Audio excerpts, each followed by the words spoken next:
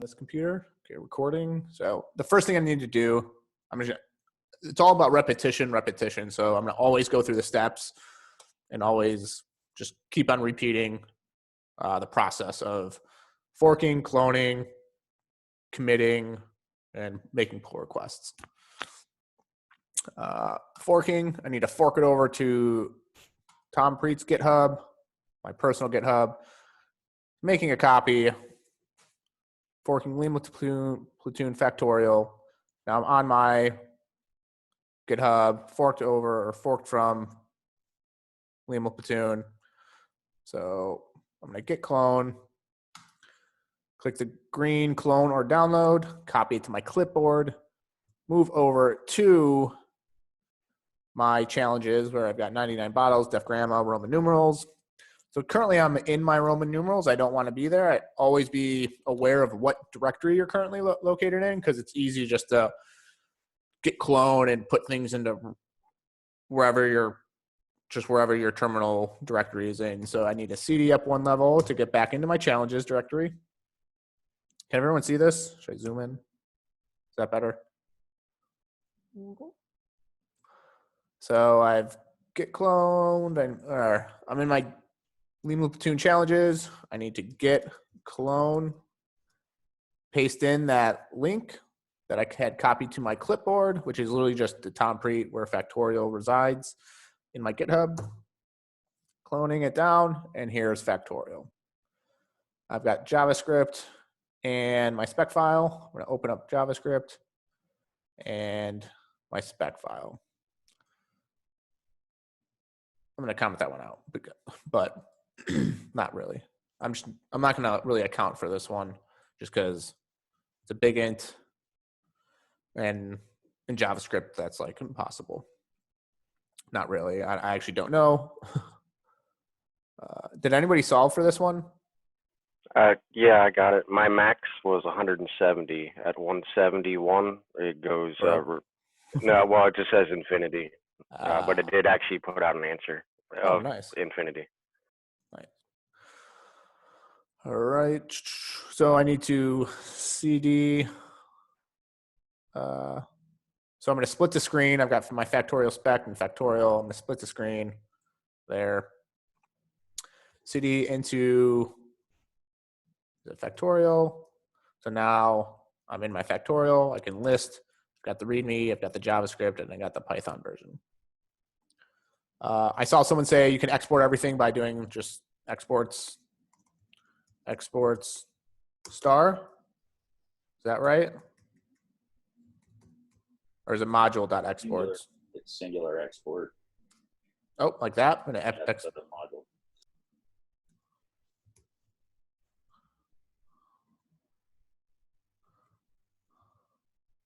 Like that? That part I don't know. I didn't get very far with it. Okay. I think you have to actually define modules and all that, which I am not familiar with. I gotcha. Okay. There is a way to export all the functions in your module to answer that specific question. Got it. Module.exports equals Factorial. Because I actually want to run. I'm gonna make this a const, and I mean this is fine the way it is, but I want to get used to making arrow functions. So Factorial, I'm just gonna console log number just to make sure everything works. I'm gonna call number here and just see how this works. So I'm in the Factorial directory, but I'm not in the JavaScript directory. And so I got a CD into, I want to list everything, CD into JS, list everything again. There's my Factorial JS and Factorial spec. So I'm going to clear it. Then I'm going to node factorial.js. There's my 4 right here. All right. So I saw a couple of people solve this. There's multiple ways to solve this. Right now, I do not want to solve it recursively. I just want to resolve it iteratively. We will get to recursion later, and you're essentially going to have to come back and do all these challenges again recursively. So let's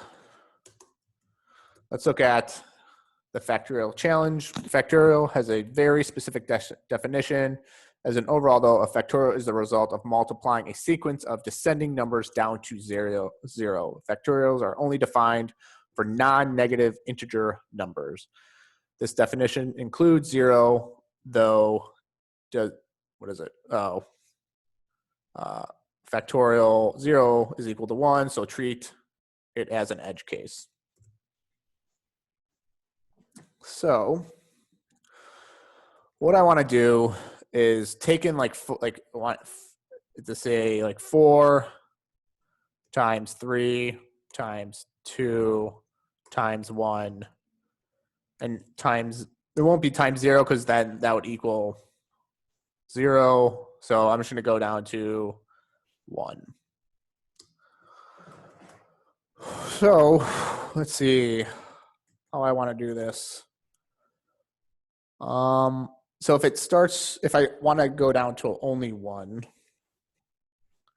I can do like a while loop, while number is greater than or equal to 1 times it by the number and then decrement the number by 1.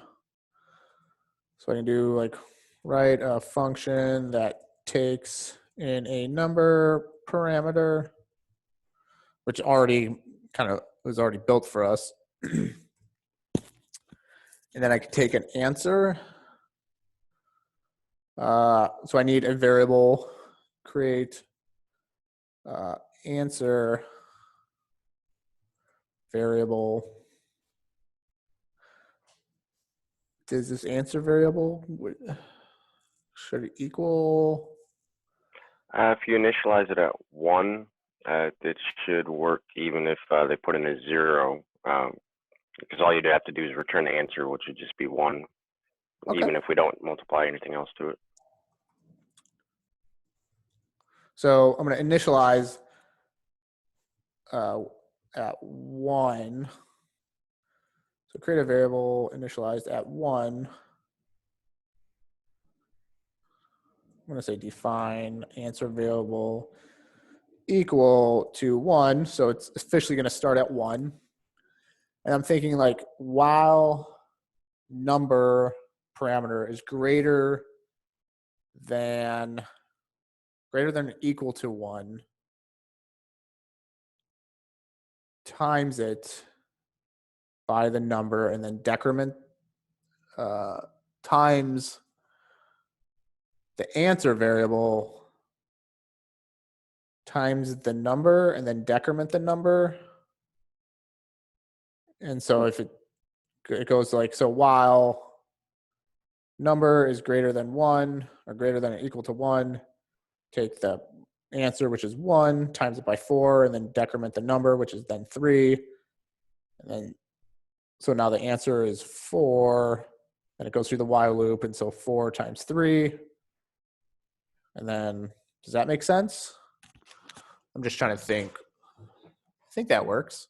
Hey, Tom, Yes? so 0 factorial is 1, right? Yes. So it has to be, you define the number as long as it's greater than 0 or greater than 1? Greater than, so yeah, if it's greater than or equal to 1, it would be the same as greater than just 0. Right?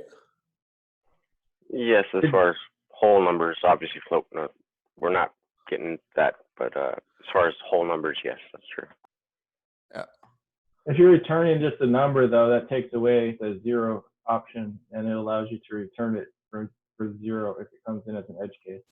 So like if that's the case, if the number is 0, I can just do like if number equals 0, return 1, right? Well, if you set the condition in your while loop, basically if it's an edge case, it won't even go through the while loop, and it'll, after that while loop is when you return the answer, which was readily initialized to 1. So whether they, so the condition actually in your while loop should be while it's greater than 2, just to save a step. Because when you initially talked it out, you said reduce the number as long as the number is greater than 1, you'd end up multiplying the final answer one more time by 1. So just to save a step, your condition would be greater than 2.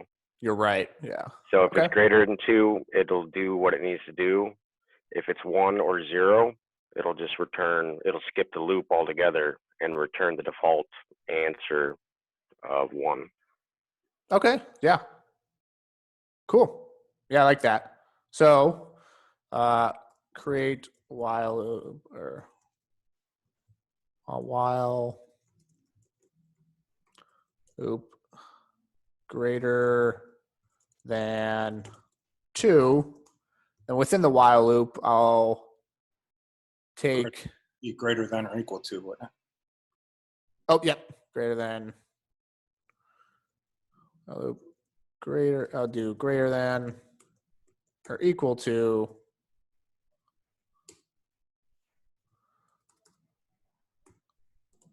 yep. And then so I want to do take the answer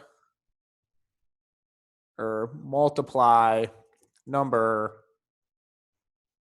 parameter times or multiply number parameter by the answer variable. And then decrement the number by 1. So it's like 4. So I'm just like, so if I go in the number is 4, goes into this answer or goes into this while loop and takes 4 times the answer variable and like reassigns the answer variable to that value, which would then be 4, and then decrements the number, which is initially 4 by 1. So then it's 3, and it goes back through the while loop while 3 is greater than or equal to 2, comes in here, multiply number, which is now 3 by the answer, which is now 4. So that's 12. And then decrement that. So then it's 2. It goes back through the while loop. So greater than or equals to 2. It's a true statement. So it comes back in here. Number, which is now 2 by answer, which is by 12. So then it's 24. And then it decrements the number, which is currently 2 by 1. Therefore, it's 1. Comes up here in the while loop. Does 1 greater than or equal to 2? No, it breaks out, and then it's going to return that answer. That makes sense, right? And then just returns answer. I think that might work. All right, define answer variable. So let's actually get to coding, and let's see if it works. Let's go. I don't like this answer. Let's call it. Yeah, I guess we can call it answer. Hey, Tom, a kind of a theme question on the type of loops to choose.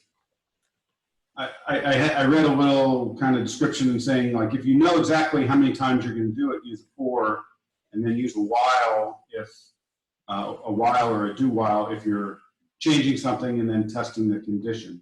Which obviously you can make either one of those work either way. But Right. Any kind of thoughts on the pros and cons between these two? I don't know if there's like, I don't know any of the specifics pros or cons. Does anybody know like specific pros and cons between for and while loops? I would say it has to do mainly with what you're going to do. If you're going to do something a certain number of times, in this case for the factorials, makes sense. We'll just do it the way kind of it is here. Me, I solved it recursively, but well, let's say if you're going to do something 4 times, whether that's something rather complex or you're going to access a table or access a dictionary or some, get some type of data out of it, it's not going to be, I don't know, that's kind of my point of view, I guess, is if you can do something directly affecting the number, so you're going to change the condition to get out, and you might not know exactly what that is, especially right now we're hard coding in a number 4, as far as when we called it on line 12 there. But if we had a user input and say they put in 1,000, we don't know how many times they're going to do it. And again, you can kind of recode that back out in part of your for loop as part as, you know, your, the second parameter in the for loop would be, you know, limitation on the number that the user inputted in. So you could do it both ways, but for me, I always think of for loops as you're trying to do something outside of that, or you're trying to use it as an index to access something else, as opposed to something simple, I guess, like this.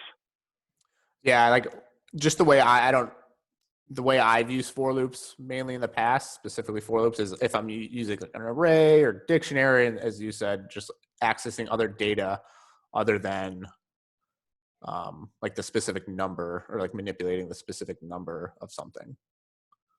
So yeah. To me, when I look at the for loop, it just has like a couple extra features that you can set an incrementer or a decrementer, and you can set a counter for yourself. It's all built into the for loop.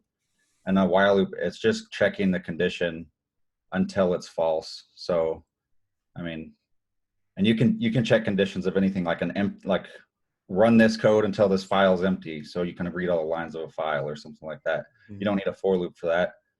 But yeah, that's how I see it. It just has the extra feature. Oh, I was going to comment as far as the extra feature, it has a built-in safety, because if we create a while loop and you forget to decrement, or, you know, somehow change an ending condition, Yeah. you might be stuck in an infinite loop. Yep. Yeah, that's a good point. Yeah, while loops, that happens, like if you forget to decrement, it's just going to stay in that while loop and just execute the code until the maximum call stack is reached, and then it's going to crash. To answer your question? Cool. All right. So we're going to define a while loop. While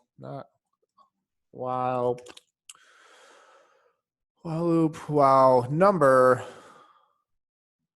Is this number, right? It's greater than or equal to 2. 2. Multiply the answer by the answer. So it'd be like answer. How do I multiply and reassign the answer to whatever value I'm multiplying it by? Times equal? Times equal. So I can also do like equals answer times number, or so what this is like, I'm reassigning this answer to the current answer times this number. So if the current answer is 1 times 4, now the answer equals 4. Easier version to do that, you can do, as you said, times equals number. So it takes the answer times the number and essentially reassigns the answer to that value. Now I'm here, done that. Now I need to decrement the number. I can do minus equals number minus 1, or just like here, I can do minus equals 1. If I continues to do that, I can just break down and return answer. Let's see if this works.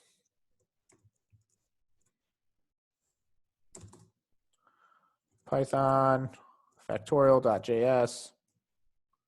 Oh, what did I just do? Node instead of Python. Thank you. Yep.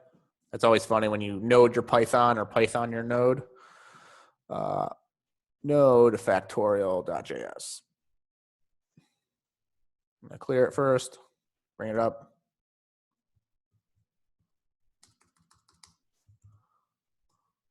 $24. Is that right? That looks right. 6. Down here, 720. So I'm going to delete this. I'm going to clean it up, and remove all the console logs. I'll leave that in here for now. Actually, let's try 0.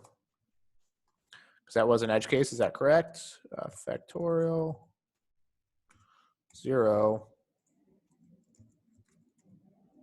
0, or answer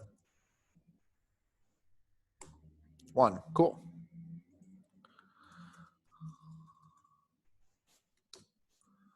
Now let's node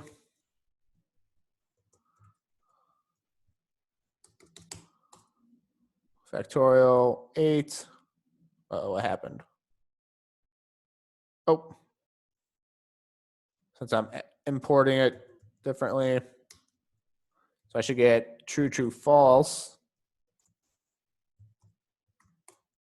Uh-oh, what's going on?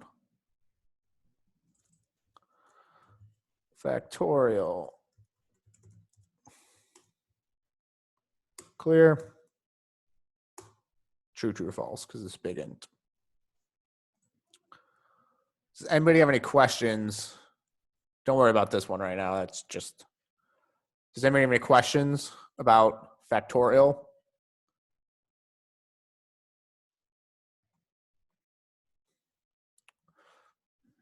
Nope. All right, I'm gonna